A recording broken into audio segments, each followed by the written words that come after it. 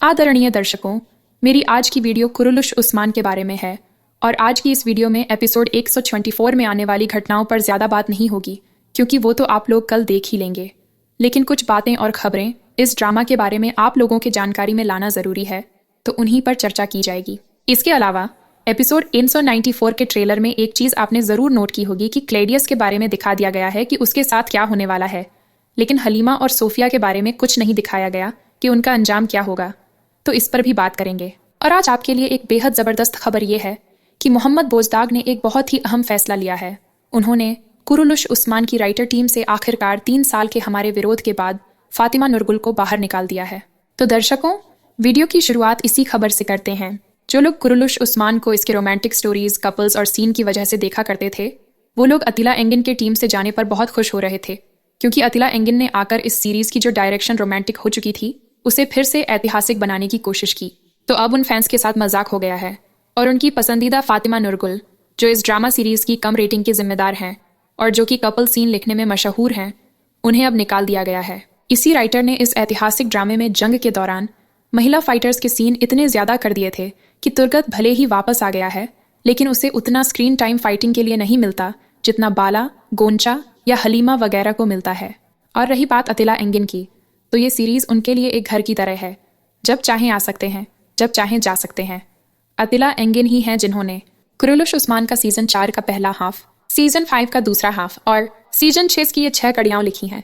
और अगर आप ध्यान दें तो उस्मान बे की जो भी ऐतिहासिक घटनाएं दिखाई गईं, वो अतिला एंगिन की राइटर टीम में शामिल होने के दौरान ही दिखाई जाती रही हैं। बहरहाल अब कुरुलुश उस्मान का सीज़न 7 तो आना ही है और मोहम्मद बोजदाग का लक्ष्य है कि सीज़न 7 को हर हाल में सफल बनाना है और इसी को लेकर उन्होंने अभी से बड़े बड़े फैसले लेने शुरू कर दिए हैं। इसके अलावा सीज़न 6 की शूटिंग पूरी हो चुकी है और शूटिंग साइट से फिल्मिंग के प्रीव्यू और पूरी कास्ट के ग्रुप फोटोज सोशल मीडिया पर शेयर किए जा चुके हैं।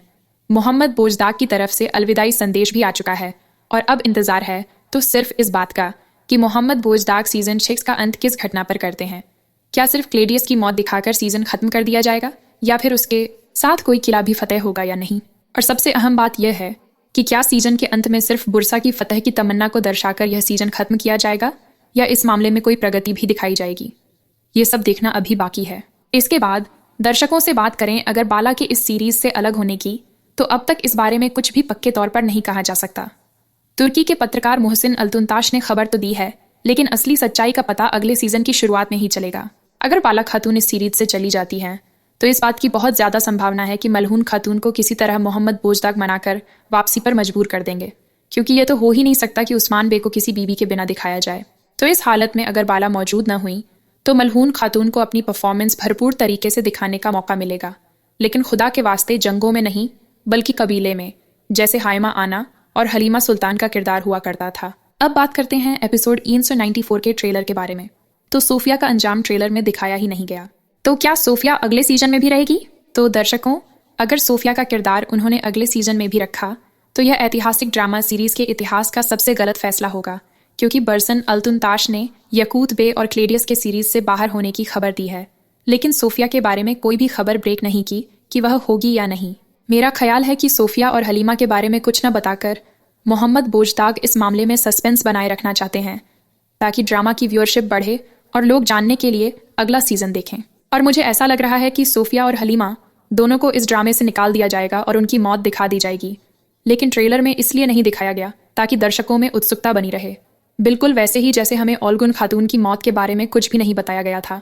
क्योंकि अगर सोफिया अगले सीजन में रही तो उसकी मौजूदगी सीजन 7 की रेटिंग को और नुकसान पहुंचाएगी और उसका आना राइटर्स की बेवकूफ़ी की हद होगी, क्योंकि सोफिया की ज़िंदगी का कोई ऊंचा मकसद नहीं है सिवाय इसके कि वह बाला और उस्मान को अधिक से अधिक तकलीफ दे और उनसे बदला ले।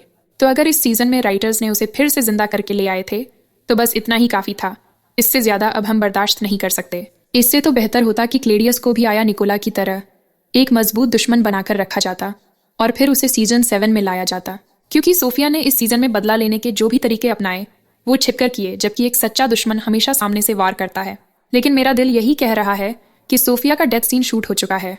और जहाँ तक हलीमा की बात है तो मैं अब भी इस बात पर कायम हूँ कि उसकी जगह अगर उस्मान बे के किसी ऐतिहासिक बेटे जैसे पाजारली बे, चोबान बे या हामिद बे को शामिल कर लिया जाता और हलीमा की ही कहानी उनके जरिए दिखाई जाती کہ عثمان بے کا ایک بیٹا پیدا ہوا تھا، پھر صوفیہ نے اسے اغوا کر لیا اور پالا پوسا اور اس کے دل میں ترکوں کی نفرت بھر دی۔ لیکن پھر حالات کچھ ایسے بنے کہ اسے سچائی کا پتہ چل گیا، جیسے حلیمہ کو ہوا تھا، تو یہ کہانی کتنی شاندار بن جاتی۔